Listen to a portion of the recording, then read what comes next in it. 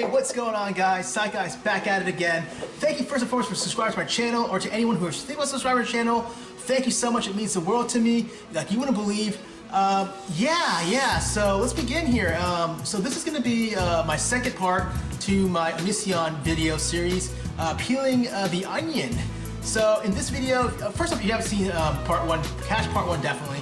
But in this video series, I'm going to talk more about specific diagnosis, what I would be thinking in my mind if hypothetically Onision came in front of me, or something similar to Onision came in front of me, what would be going through my mind. And disclaimer, I've never seen Onision, I've never met him in person, I've never spoken to him, and I've never established any sort of therapeutic alliance or rapport with him. So yeah, this is based on my research on the internet and watching YouTube videos and so on and so forth. And please note that this is only based if hypothetically all the allegations and accusations are correct and factually true. If they're not true, then forget about any of this. The last one I do is go ahead and label anyone. So there's not purpose. I'm not here to label anyone or classify Onision as having this or that. No, this is more for just educational and entertainment purposes. And again, if everything is true and factually correct, then that would be my diagnosis. So without further ado, let's go and watch this video. This is part two again of my series, Peeling the Onion. Hope you enjoy it, and I'll catch you on the flip side. Or back end, whatever you want to call it. Anyways. Okay, I say let's break the ice and jump into this together. First things first, I've gone through a lot of videos about Onision, and I think the top two comments that I've seen from most people in terms of classifying or labeling him are as either a psychopath or a sociopath. Now, I briefly talked about this in my Joker video, but allow me to recap the difference between the two. Is a psychopath the same thing as a sociopath? No, they are not. That's one thing I see people do time and time again. I can't tell you how many times I see people interchange the two and assume that they're both the same thing. But again, they are not the same at all. So Doc, what's the difference? Well, there's two ways that I use to differentiate the two. The first way is to know that the psychopath is born, whereas the sociopath is created. Brain imaging studies in psychopaths have shown that the two areas of the brain that are responsible for emotion and social behavior, the amygdala and the ventromedial prefrontal cortex, seem to not be communicating as they should. In other words, psychopaths are born wired differently. Now, sociopaths, on the other hand, are not born. A sociopath is created. They are created from their experiences in their external environment influencing them. The second way to differentiate the two is what I like to call the bank robbery example. Both will rob a bank. The difference being is that throughout the entire time, the psychopath just does it without any emotion or guilt, whereas a sociopath may second guess because they have a weak conscience. Yeah, what I'm doing is wrong, but still I'm going to go ahead and do it and rob the bank. The psychopath has no conscience. He or she will just rob it, no thoughts about it. Flat, zero emotion throughout, like a robot. So going back to Onision, do I think he's a psychopath? No. Though psychopaths tend to be aggressive and predatory in nature, psychopaths are unable to form emotional attachments. Onision throughout has shown that he was able to have a small, close-knit group, albeit, yeah, transient and temporary in nature maybe, though he still was able to form attachments with folks such as his ex-partners like Sarah and Shiloh, for example, not to mention having a relationship with his current spouse, Kai. A true psychopath would not be able to form any sort of emotional attachments / relationships. Psychopaths are very rare in society, and generally the term psychopath is heavily associated with the term serial killer. I believe I read that 50% of serial killers are psychopaths, and Onision is definitely not in this category. So, ever in the future, side note from an educational standpoint, if you have the yearning to use either the word psychopath or sociopath, the chances of that person being a sociopath are higher than being a psychopath from a statistical standpoint, just because of the sheer fact that psychopaths are very rare, unless if you're talking about a serial killer. Now, is Onision a sociopath? Could he be classified as one?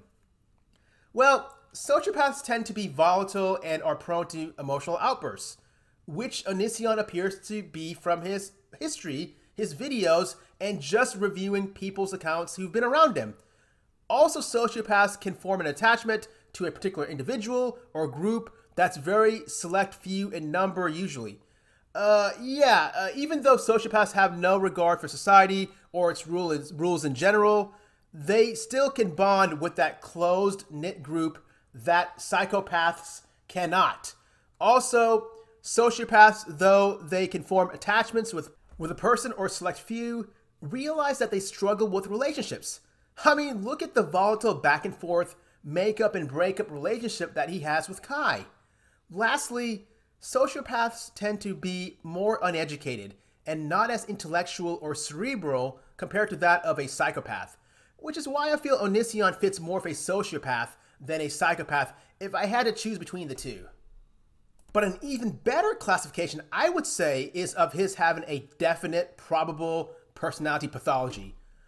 Although not diagnostic, individuals with a history of abuse, in his case, he was reported in the past to have had a violent relationship with his biological father.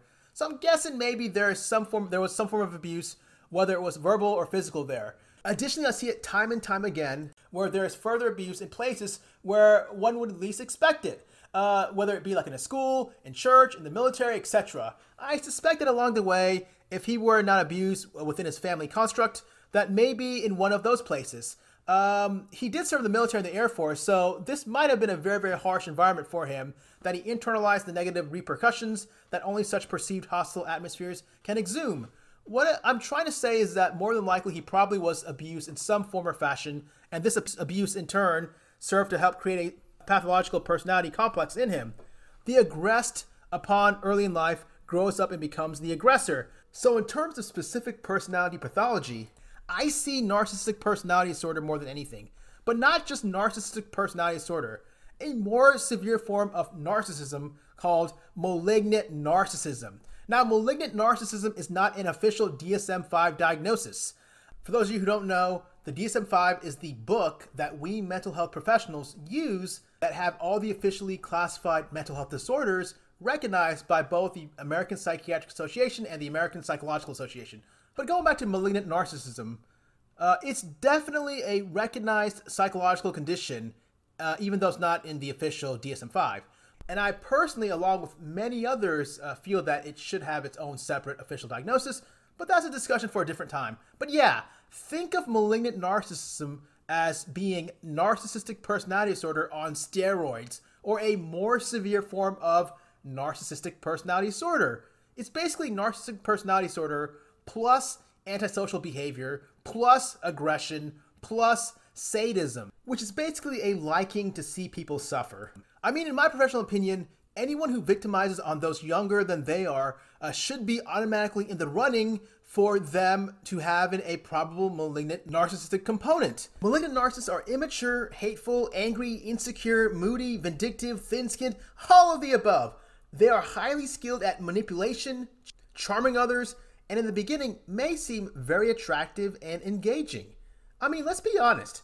Hate him or love him, if you didn't know anything about this guy, on the outside, he looks as a fairly attractive guy, and he uses his looks to help fuel his narcissism and get what he wants. Another thing also is that you gotta realize, during the rise of Onision's popularity in the mid to late 2000s, there was a rise of a certain type of music and look, the emo style, that blindsided and got a lot of younger female fans attracted to him.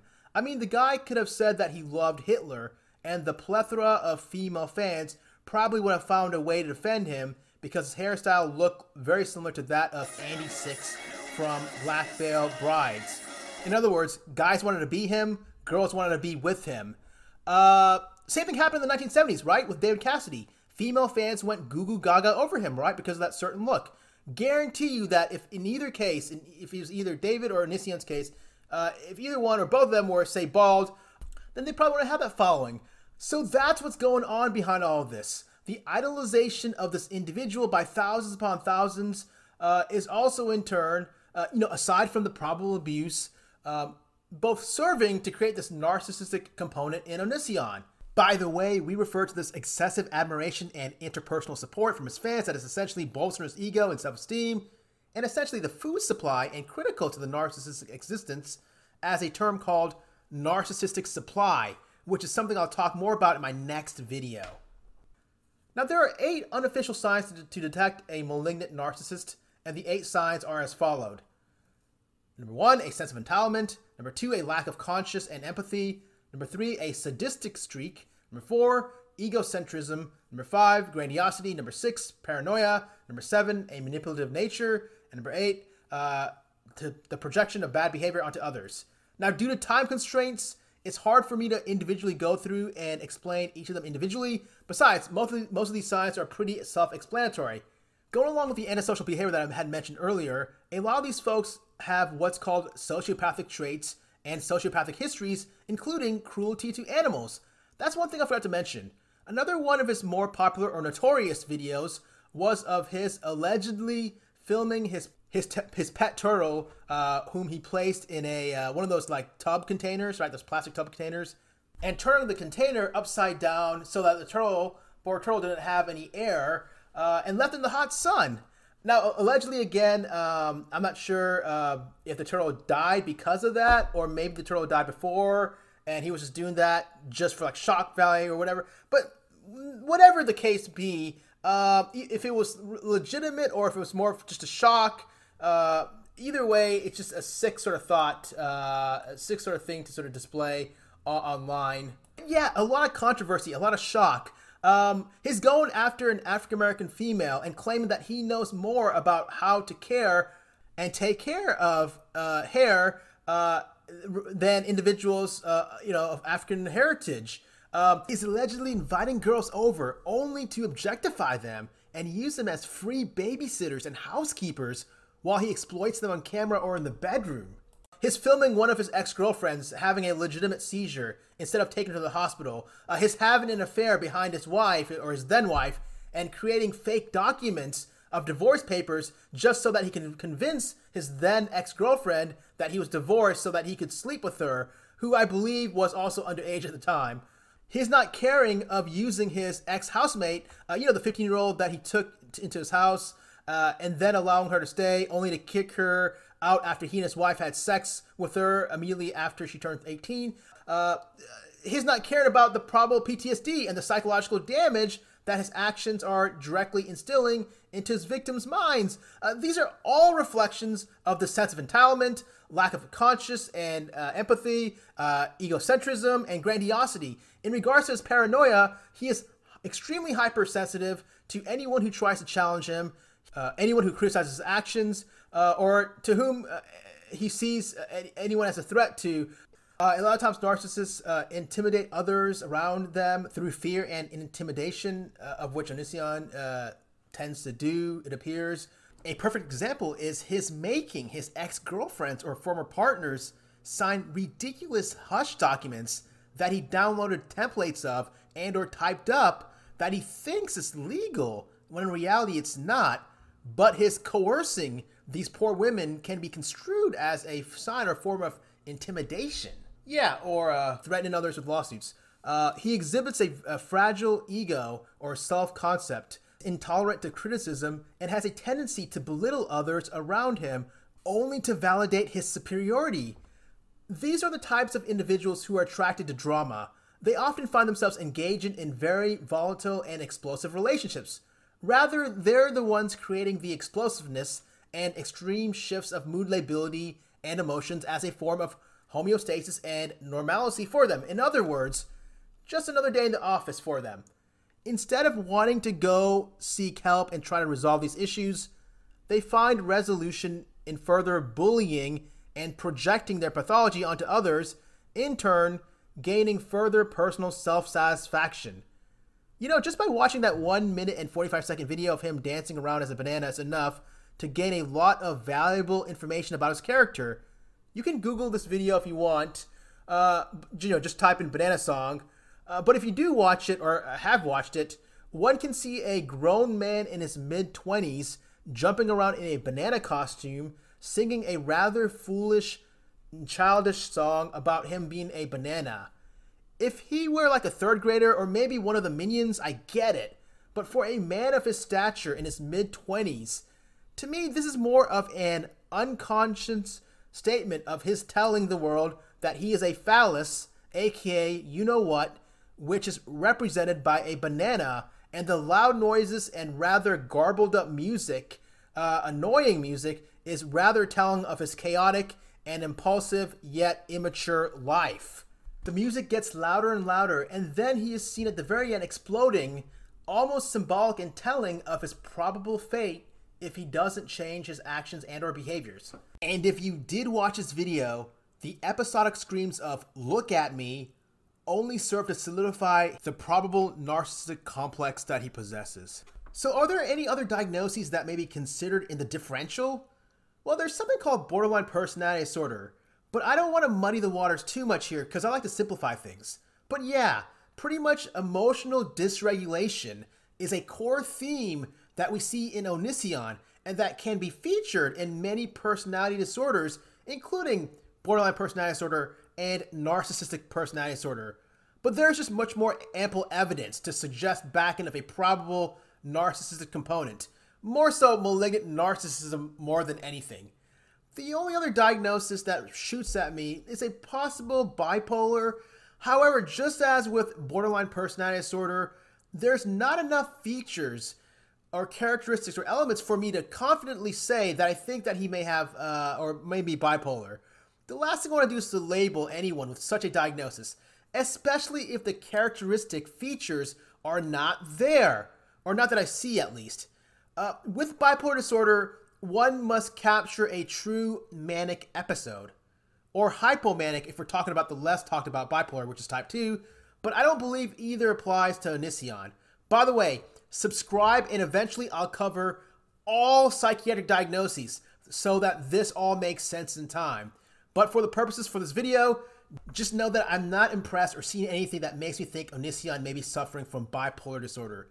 The mood swings, I'm associating that with his probable malignant narcissism. The only other thing that appears bipolar-like is hypersexuality, as it's been reported that Onision would have sex with his ex-girlfriend Shiloh 8 times a day. But I view that more as part of his narcissism, or reflective of that.